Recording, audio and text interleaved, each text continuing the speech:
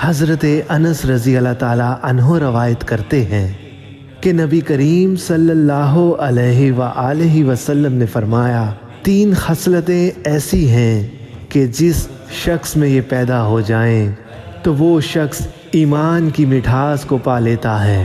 اول یہ کہ اللہ اور اس کا رسول اس کے نزدیک ہر شے سے زیادہ محبوب بن جائیں۔